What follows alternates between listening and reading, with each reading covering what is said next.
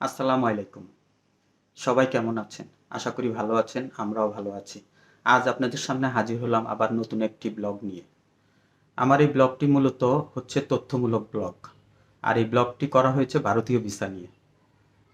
আসলে ব্লগ এই ভিডিওটি করার মূল উদ্দেশ্য হচ্ছে যাতে আমরা অনেক প্রতীক্ষা পরেও যাতে লাইনে দাঁড়িয়ে ভিসার জন্য লাইনে দাঁড়িয়ে যাতে ভিসাটি যাতে আমাদের মিস না হয় সেজন্য কিছু তথ্য আপনাদের সামনে প্রদান করা, যাতে আপনারা সেই তথ্যগুলো সঠিকভাবে পালন করে ভিসা ফর্মটি পূরণ করে যদি জমা দেন, আশা করি কিছুটা হলেও আপনাদের উপকৃত হবে এবং ভিসা আশা করি হয়ে যাবে।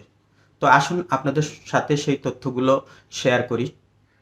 দীর্ঘ প্রতীক্ষিত প্রায় ২ বৎসর ইন্ডিয়ান ভিসা অর্থাৎ বাই রোডের ভিসা বন্ধ ছিল, যার কারণে এখন বাই রোডের ভিসাটা চালু করার কারণে দেখা গেছে কি আপনার প্রচুর লোকজন এই ভিসার জন্য লাইন ধরছে, যার কারণে দেখা গেছে এমনও দেখা গেছে যে তিন দিন ৪ দিন লাইন ধরেও একজনে একটা ভিসা কেন্দ্র পর্যন্ত যেতে তার কষ্ট হচ্ছে। আর সেই ভিসা কেন্দ্র পর্যন্ত যাওয়ার আগ পর্যন্ত যতটুকু কষ্ট হয় সেই কষ্টটা করার পরে যদি এত দীর্ঘ লাইনে দাঁড়ানোর পরও যদি সেই ভিসাটা না হয়, তার মতো দুঃখজনক জিনিস আর থাকে না। তাই আমাদের উচিত যে ভিসাটা করার জন্য যেই জিনিসগুলো তৈরি করার দরকার সেই জিনিসগুলো আগে তৈরি করে তারপর ভিসা কেন্দ্রে যাওয়ার। তো সেজন্য আসুন সেই তথ্যগুলো আপনারা সাথে শেয়ার করি। তা আমাদের মূলত প্রথম যে কাজটা করতে হবে সেটা হচ্ছে যে আমাদের একটা ছবি তুলতে হবে, যেটা 2x2 ব্যাকগ্রাউন্ড হোয়াইট। এটা যে কোনো স্টুডিওতে গিয়ে যে কোনো স্টুডিওতে গিয়ে আপনি বললেই হবে যে আমি ইন্ডিয়ান ভিসার জন্য আমাকে ছবি দেন, তারা ওইভাবে আপনাকে একটা ছবি দিবে। এই গেল ছবির পার্ট। দ্বিতীয় হচ্ছে যে আপনি ফর্মটি শুদ্ধভাবে ফিল আপ করা। তো ফর্মটি শুদ্ধভাবে ফিল আপ করতে গেলে আপনি নিজেও ফর্মটি ফিল আপ করতে পারেন কিংবা যে কোনো দোকান থেকে ফিল আপ করে নিতে পারেন। যেখান থেকে ফিল আপ করেন না কেন, তথ্যগুলো যদি আপনি সঠিকভাবে দেন তাহলে দেখা যাবে কি আপনার সেখান থেকে অনেকটা ভিসা হওয়ার সম্ভাবনা অনেকটা হয়ে যাবে। আর এই ফর্মটি ফিল আপ করার জন্য আপনার আইব্যাকস আপনি দোকানের মাধ্যমে করুন। তো ফর্মটি ফিল আপ করতে গেলে প্রথমত কয়েকটি জিনিস খুব গুরুত্ব সহকারে দেখবেন। সেটা হচ্ছে যে নিজের নাম। আমি আবারও বলছি, প্রথম হচ্ছে নিজের নাম, তারপর হচ্ছে যে পিতার নাম, স্পাউস নেম এবং নিজের যে বর্তমান যে ঠিকানাটা, এই এই জিনিসগুলো যাতে তথ্য কোনো প্রকারে কোনো দিকে ভুল না হয়। এই তথ্যগুলো যাতে আপনার ভোটার আইডি কার্ডের সাথে পাসপোর্টের সাথে হুবহুব মিল থাকে। যদি আপনার পাসপোর্ট এবং ভোটার আইডি কার্ডে যদি বানানে ভুল থাকে, ভুল দিয়ে সেটা ফিল আপ করতে হবে। আর নামের ক্ষেত্রে আবারও বলছি, নামের ক্ষেত্রে অবশ্যই আপনার ভোটার আইডি কার্ড কিংবা জন্ম নিবন্ধনের সাথে পাসপোর্টের মিল থাকতে হবে এবং পাসপোর্টের সাথে আপনি যে ফর্মটা ফিল আপ করবেন সেই ফর্মের মিল থাকতে হবে, প্রথম কথা। দ্বিতীয় হচ্ছে যে পিতার নামের ক্ষেত্রেও তদ্রূপ একই অবস্থা। আর বর্তমান ঠিকানা অবশ্যই আপনি যে ইউটিলিটি বিলটা প্রদান করবেন সেই বিলে হুবহুব যেভাবে থাকে ঠিক সেভাবেই দিবেন, এর যাতে কোনো নড়চড় না হয়। এই গেল এক পার্ট। দ্বিতীয় হচ্ছে যে আপনি ডেট অফ বার্থটা যাতে অবশ্যই যাতে আপনার ভোটার আইডি কার্ড অনুসারে হয়। তারপর হচ্ছে এই গেল আপনার ডেট অফ বার্থ। এরপরে হচ্ছে আপনার যে আগে যদি কখনো ইন্ডিয়া যেয়ে থাকেন, আবারও বলছি, আগে যদি কখনো আপনি ইন্ডিয়া যান তাহলে অবশ্যই ফিল আপ করার টাইমে সেই ইন্ডিয়ার ভিসার যে একটা নাম্বার আছে, অর্থাৎ ইন্ডিয়ান ভিসার উপরে দেখবেন বিএল দিয়ে একটা নাম্বার থাকে কিংবা ভি দিয়ে একটা নাম্বার থাকে, ওই নাম্বারটা অবশ্যই ফর্মে উল্লেখ করতে হবে এবং আপনি কত তারিখে ওই ভিসাটা ইস্যু হয়েছে সেটাও উল্লেখ করতে হবে। এই গেল, এগুলা মিলাবেন। তারপরে হচ্ছে আপনি কোন পোর্ট দিয়ে ঢুকবেন সেটা উল্লেখ করবেন। যেমন এখন সাধারণত দুইটা পোর্ট দেওয়া হয়েছে। একটা হচ্ছে আপনার বেনাপোল অর্থাৎ হরিদাসপুর, আর একটা হচ্ছে আগরতলা। আর হচ্ছে বাই এয়ার। এখন আপনি বেনাপোলও নিতে পারেন, আগরতলাও নিতে পারেন, আর সাথে বাই এয়ারটা দিবেন। এই গেল আপনার ফর্মের চ্যাপ্টার। ফর্মের যদি এই জিনিসগুলো সুন্দরভাবে ফিল আপ করেন, হুবহুব যদি কোথাও ভুল না থাকে, তাহলে আপনার এখান থেকে আপনার কোনো কিছু ভুল ধরার ভিসা অফিসারের কোনো উপায় নেই ভুল ধরার।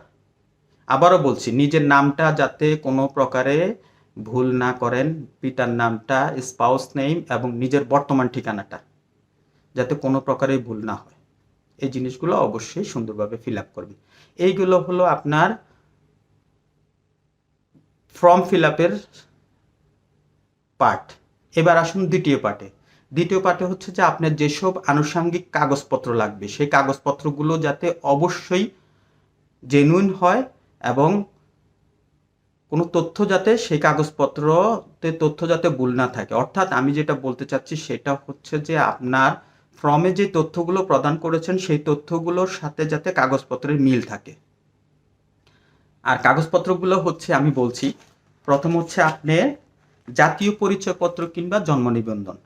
যার জাতীয় পরিচয়পত্র আছে সে জাতীয় পরিচয়পত্র প্রদান করবে, আর যার জন্ম নিবন্ধন আছে জন্ম নিবন্ধন। অনেকের হয় কি, দেখা গেছে যে 12 বছরের নিচে যারা আছে তাদের তো আর জাতীয় পরিচয়পত্র হয় না, তখন তারা জন্ম নিবন্ধনটা শো করবে। অবশ্যই জন্ম নিবন্ধনটা যাতে অনলাইন হয়, জন্ম নিবন্ধনটা যাতে অনলাইন হয় অবশ্যই দেখবেন। আর জাতীয় পরিচয়পত্র সম্বন্ধে তো কোনো কিছু বলার নেই। আর আরেকটা জিনিস আপনাদেরকে বলি, আপনি পাসপোর্ট করার টাইমে যে জিনিসটা দিয়ে পাসপোর্ট করেছেন সেই জিনিসটা আবার আবেদনপত্রের সাথে সেই জিনিসটাই আপনি দিবেন। যদি আপনি পাসপোর্ট করার টাইমে জাতীয় পরিচয়পত্র দিয়ে পাসপোর্ট করে থাকেন, জাতীয় পরিচয়পত্র দিয়ে পাসপোর্ট করে থাকেন, তাহলে জাতীয় পরিচয়পত্র ইন্ডিয়ান ভিসা করার টাইমে জাতীয় পরিচয়পত্রই শো করতে হবে। আর যদি পাসপোর্ট করার টাইমে আপনি জন্ম নিবন্ধন দিয়ে পাসপোর্ট করেন, তাহলে জন্ম নিবন্ধনটাই আবেদনপত্রের সাথে শো করতে হবে। এই গেল এক। দ্বিতীয় হচ্ছে আপনার ইউটিলিটি বিল। ইউটিলিটি বিল বলতে আপনার হচ্ছে যে পানি, গ্যাস কিংবা টেলিফোন বিল। এখন ইউটিলিটি বিল আমি আপনাদেরকে ইতিপূর্বে বলেছি যে আপনার বর্তমান ঠিকানা যাতে থাকে, অর্থাৎ আপনার বর্তমান ঠিকানা যাতে অবশ্যই বিদ্যুৎ, পানি, গ্যাস, কারেন্ট বিলটার সাথে মিল থাকে। যেটা আপনি দেন, ধরেন আপনি একটা বিদ্যুৎ বিল দিলেন, সেই বিদ্যুৎ বিলের সাথে বিদ্যুৎ বিলের যে ঠিকানাটা আছে সেই ঠিকানাটা আপনার আবেদন ফর্মের সাথে সেই ঠিকানাটাও ফিল আপ করতে হবে, এবং বিদ্যুৎ বিলটা সেই বিলটাই আবেদন পত্রের সাথে দিতে হবে। এই গেল বিলের চ্যাপ্টার। 3 নম্বর হচ্ছে যে আপনি হয় ব্যাংক স্টেটমেন্ট, না হলে যাদের ব্যাংক আছে, যাদের নিজ নামে ব্যাংক করা আছে, তাহলে তারা ব্যাংক স্টেটমেন্ট দিবেন, মিনিমাম 6 মাসের ব্যাংক স্টেটমেন্ট দিবেন। আর যাদের ব্যাংক নেই তারা ডলার ইনভেস্ট করবেন। আবারও বলছি, হয় ব্যাংক স্টেটমেন্ট নাইলে ডলার ইনভেস্ট করে নেবেন। আর যাদের ক্রেডিট কার্ড আছে তারা ক্রেডিট কার্ডের বোথ সাইড ফটোকপি দেখাবেন এবং ক্রেডিট কার্ড দিয়ে আপনার পাসপোর্টটাই ইনভেস্ট করে নেবেন। এই গেল এটা। এরপর হচ্ছে আপনার পেশাগত প্রমাণপত্র। আপনি যদি চাকরিজীবী হন তাহলে আপনার পেশাগত প্রমাণপত্র লাগবে।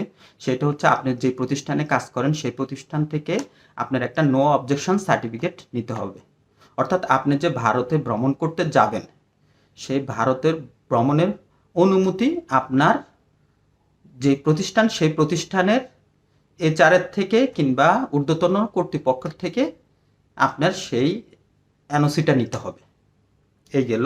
আর যদি আপনি ব্যবসায়ী হয়ে থাকেন তাহলে আপনার অবশ্যই ট্রেড লাইসেন্সের কপি লাগবে। এই গেল। এরপরে হচ্ছে আপনার যেটা লাগবে সেটা হচ্ছে পাসপোর্টের বোথ সাইড ফটোকপি দিতে হবে। আবারও বলছি, পাসপোর্টের বোথ সাইড অর্থাৎ 2 নম্বর এবং 3 নম্বর পাতাটা ফটোকপির সাথে দিতে হবে। লাস্টলি আপনার দিতে হবে, আপনি যদি পূর্বে ভারতে গিয়ে থাকেন তাহলে সেই ভিসার কপিটা, আমি আবারও বলছি, আপনি যদি পূর্বে ভারতে যেয়ে থাকেন কিংবা পূর্বে যদি ভারতের কখনো আপনার ভিসা হয়ে থাকে, লাস্ট যে ভিসাটা হয়েছে সেই ভিসার ফটোকপি অর্থাৎ বোথ সাইড ফটোকপি আপনি এটার সাথে অ্যাটাচ করবেন। তাহলে এগুলো হচ্ছে আপনার কাগজপত্র। আমি আবারও এক একভাবে বলে যাচ্ছি, এবং কাগজপত্রগুলো আমি যেভাবে বলছি ঠিক সারিবদ্ধভাবে সেইভাবে আবেদনপত্রের সাথে দিয়ে দিবেন। আবারও বলছি, প্রথমত হচ্ছে আপনার একটা আবেদনপত্র লাগবে, যেটা ছবি সম্মিলিত, 2x2 ছবি সম্মিলিত। দ্বিতীয় হচ্ছে যে আবেদনপত্রের সাথে আপনার হয় জাতীয় পরিচয়পত্র, নাহলে জন্ম নিবন্ধন লাগবে। তৃতীয় হচ্ছে ইউটিলিটি বিল।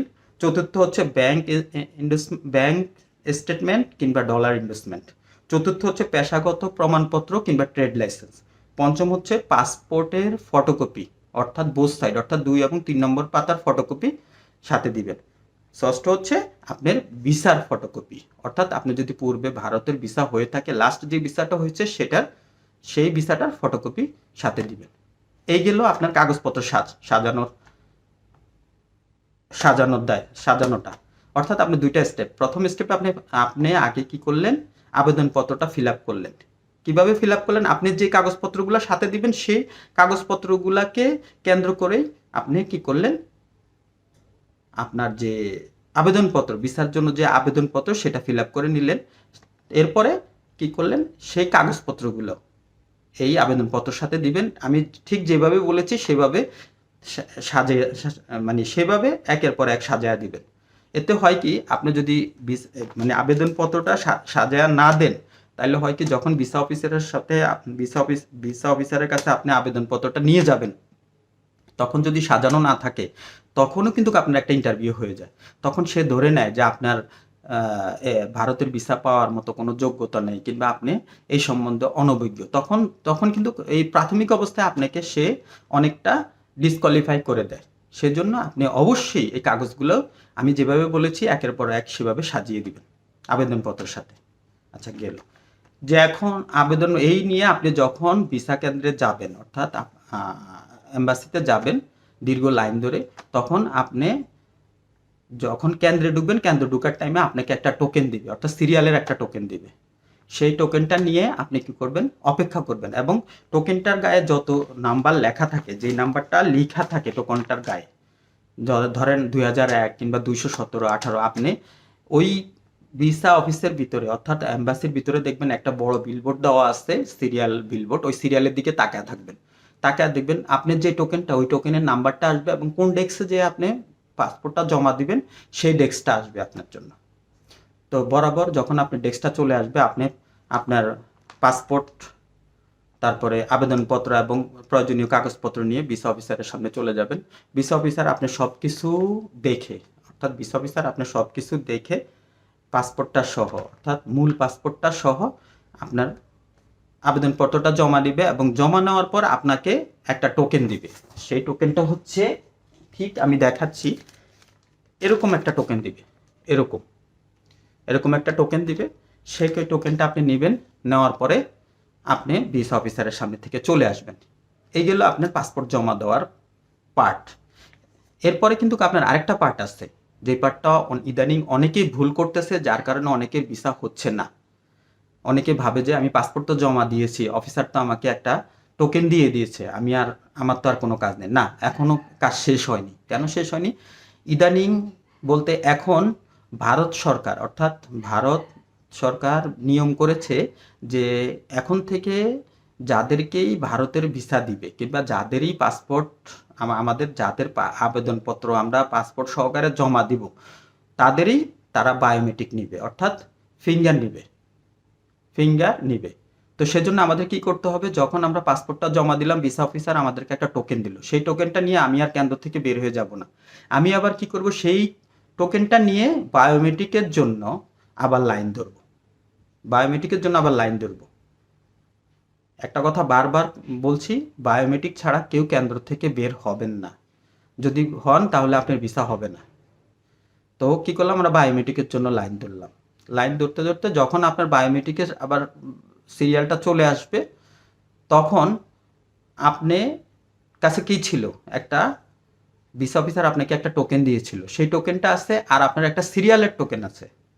খেয়াল রাখবেন যে ভিসার একটা টোকেন প্লাস একটা সিরিয়ালের টোকেন, এই দুইটা টোকেন নিয়ে ওই বায়োমেট্রিক অফিসারের কাছে সেটা দিয়ে দিবেন। দেওয়ার পরে আপনাকে তারা আগে বসায় আপনাকে তারা ছবি নিবে। আগে ছবি নেওয়ার পরে তারা তাদের সামনে নিয়ে যাবে, নিয়ে তাদের একটা থাম আছে, সেই থামে আপনাকে প্রথমে দুইটা বৃদ্ধাঙ্গুল দিয়ে থামটা নিবে, ফিঙ্গার দুইটা নিবে। এরপরে আবার বাকি ডান হাত এবং বাম হাতের চারটা টোটাল 8টা আঙ্গুলের ছাপ নিবে, 8টা আঙ্গুলের ছাপ নিবে। নেওয়ার পরে আপনার থেকে সেই টোকেনটা, অর্থাৎ প্রথম ভিসা অফিসার যে টোকেনটা আপনাকে দিয়েছিল, সেই টোকেনটা প্লাস ঢুকার টাইমে যে সিরিয়ালের টোকেনটা পেয়েছেন, সেই টোকেনটা সহকারে আপনার থেকে অফিসারে নিয়ে সিরিয়ালের টোকেনটা রেখে দিবে। এবং দ্বিতীয় যে টোকেনটা আপনাকে ভিসা অফিসার দিয়েছিল, সেই টোকেনটার পিছনে আপনাকে একটা সিল মেরে সে দিয়ে দিবে। এবং সিল মারার পরে দেখেন টোকেনটার পরিস্থিতি হবে এরকম হবে। অর্থাৎ প্রথমে ছিল এরকম, যখন আমি সিরিয়ালে গেলাম তখন পিছনে যে এইরকম একটা সিল দিবে। তো এই সিলটা দেওয়ার উদ্দেশ্য হচ্ছে যে আপনার বায়োমেট্রিক কমপ্লিট হয়ে গেল। তার মানে কি, আপনি ভিসা জন্য যে অ্যাপ্লিকেশন করেছেন সেটা স্বয়ংসম্পূর্ণভাবে সব কিছুই কমপ্লিট হয়ে গেল। এখন আপনার কাজ কি? এখন আপনি চলে আসবেন কেন্দ্র থেকে বের হয়ে। তো যথারীতি আপনার সব কিছুই ফিল আপ হলো, চলে আসলেন কেন্দ্র থেকে বের হয়ে এরপরে আপনার ট্যাগ টোকেনের উপরে একটা ডেট লিখা থাকবে। সেই ডেটে কত তারিখে আপনি আবার পাসপোর্টটা ডেলিভারি আনতে যাবেন, সেই ডেলিভারি ডেটটা থাকবে। তো এই হচ্ছে সম্পূর্ণ কার্যক্রমগুলো। তো আমরা যদি সঠিকভাবে এই নিয়মগুলো পালন করে এবং এভাবে ফর্মটা ফিল আপ করে পাসপোর্ট অফিসে যেতে পারি, অর্থাৎ ভিসা অফিসে যেতে পারি, তাহলে আমাদের মোটামুটি ধরা যায় যে সব কাগজপত্র যদি ঠিক করে আমরা গোছায়া দিই এবং তথ্যগুলো যদি সঠিক থাকে, তাহলে 90% ধরা যায় যে আমরা ভিসা আমাদের হবে। কিন্তু যদি এই ধরনের আমাদের ভিসা সাধারণত কাদের হয় না, অনেকে দেখা গেছে যে তার নামের স্পেলিংয়ে ভুল করে রাখছে, কিংবা পিতার নামের বানানে ভুল, কিংবা স্পাউসের নামের বানানে ভুল, কিংবা বর্তমান ঠিকানা যেটা দিয়েছে আবেদনপত্রের সাথে সেটার সাথে যে বিদ্যুৎ বিলটা দিয়েছে সেটার কোনো মিল নেই, কিংবা দেখা গেছে ডেট অফ বার্থ যেটা লিখেছে সেটার মিল নেই, কিংবা ভুল করে লাস্ট ভ্রমণের যে ভিসার সেটার নাম্বারই দেয়নি, কিংবা সেটার ডেটে দেয়নি, সেই ফর্মে সেই গড়টা ফিল আপই করেনি। তখন ভিসা অফিসার এগুলা খুঁটিনাটি দেখে তার ভিসাটাকে আর দেয় না। তখন আমাদের ভরাক্রান্ত মনে, অর্থাৎ আপনার এত দীর্ঘ লাইনে দাঁড়ানোর পরে, এত কষ্ট করার পরও দেখা গেছে যে আমাদের পাসপোর্টটা ডেলিভারির সময় ভিসাটা না দেখে মন খারাপ করে চলে আসতে হয়।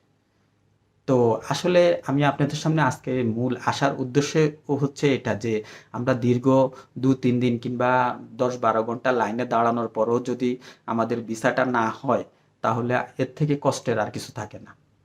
আর যদি মনে করেন যে আপনি সব কাগজপত্র ওকে করে ভিসা অফিসারের কাছে দিয়ে আবেদনপত্রটা দিয়ে দেন, সেই ক্ষেত্রে তো ধরে নেওয়াই যায় যে ইনশাল্লাহ আমার ভিসাটা হবে। আর যদি লাস্টলি না হয়, সেটা উপরওয়ালার ইচ্ছা। তবে ইনশাল্লাহ এইভাবে যদি আপনি ফিল আপ করে যান, আমি অন্তত বলতে পারি যে ইনশাল্লাহ আপনার ভিসা হবেই, এতে কোনো ভুল নেই, যদি আপনার ভিতরে কোনো ভুল না থাকে। তো সেজন্যই বারবার আমি বলছি, আপনারা যখন ভিসার জন্য অ্যাপ্লিকেশনটি জমা দিতে যাবেন, দরকার হয় একদিন পরে যান। তারপরে আপনারা বারবার অ্যাপ্লিকেশনটি চেক করবেন, যাতে কোনো দিকে কোনো কিছু ভুল না থাকে, এবং যে কাগজপত্রগুলো, অর্থাৎ যে ডকুমেন্টগুলো দিবেন, সেগুলো যাতে জেনুইন হয়, কোনো কোনো এমন কোনো কাগজ দিবেন না যেটা ভিসা অফিসারের চোখে পড়ে এবং সে ধরে নেয় যেটা বানানো। কাজেই আপনারা অবশ্যই এই জিনিসগুলো নিয়ম মেনে চলেন। ইনশাল্লাহ আশা করি আমার এই তথ্যটি যদি আপনারা মেনে চলেন, আশা করি ইনশাল্লাহ আপনাদের ভিসা হবে, বাকিটা আল্লাহর ইচ্ছা। তো বন্ধুরা, আজ এই পর্যন্তই। আমার এই ভিডিওটি যদি আপনাদের কিছুটা হলেও উপকৃত হন এই ভিডিওতে দিয়ে, তাহলে প্লিজ আমার চ্যানেলটি সাবস্ক্রাইব করবেন, লাইক করবেন, শেয়ার করবেন এবং পাশে থাকা বেল আইকনটিতে প্রেস করবেন, যাতে এইভাবে ইনফরমেটিভ কোনো ভিডিও আপনাদের সামনে আসলে যাতে প্রথমে আপনারা দেখতে পারেন। তো প্লিজ আমার চ্যানেলটি সাবস্ক্রাইব করবেন প্লিজ। তো আজ এই পর্যন্ত বন্ধুরা, আবার কোনো এক সময় আবার দেখা হবে কোনো তথ্যমূলক কিংবা কোনো ট্রাভেলমূলক ভিডিও নিয়ে। তো আজ এই পর্যন্ত, আল্লাহ হাফেজ, ভালো থাকবেন।